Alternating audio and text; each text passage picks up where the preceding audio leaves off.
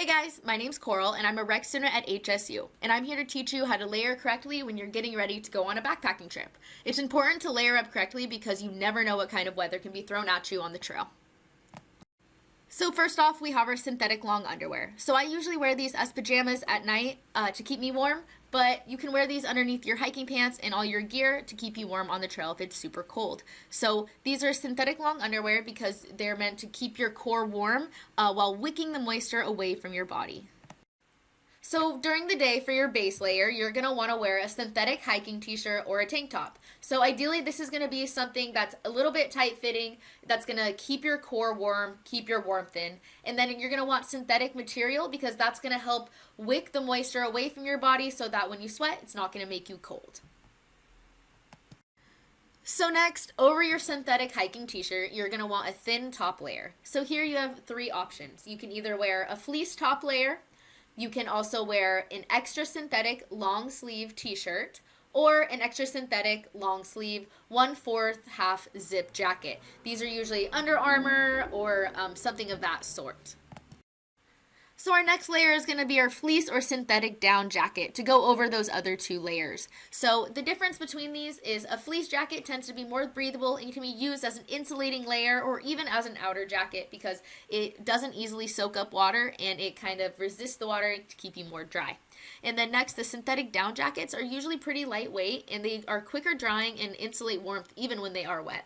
And then a down jacket is usually something that's more a puffy jacket made with a duck or geese feathers. So if you know it's going to be really cold out on the trail, you might consider bringing an optional extra layer. So you could consider bringing an extra fleece, an extra synthetic down jacket, or a puffy vest. You only want to bring one extra because your layers should be enough to keep you warm without layering a bunch of jackets on top. So now that we know how to layer the top of our body, we're going to move on to the bottom. So that means hiking pants. So no jeans allowed on the trail. We're looking for something that's nylon, quick drying preferably, something that goes all the way to your ankles past your hiking boots, and something that's not super tight because we don't want them to rip and you want to be able to move around on the trail. And then also I like having shorts or pants that you can roll up into shorts because it does get hot on the trail sometimes. So the last thing that we have to think about when layering up our body for a backpacking trip is our waterproof rain jacket and waterproof rain pants. So we don't need to wear these 24/7 on the trail, but we do need to have these at the top of our packs, super accessible. So if it does start raining, we can grab them real quick. So what I want you guys to do when you test your rain gear to see if it is actually waterproof, it is called the shower test. And this is what the shower test looks like. So this is the shower test. So grab all your gear, put on everything from top to bottom, from your hiking boots all the way up to your rain pants and your waterproof rain jacket. And you want to stand in the shower for about a minute or two. You can spin around, do a little dance, and then when you get out, you want to take everything off and check to see if you're wet. And if you are wet, then I would not recommend wearing that gear on your trip.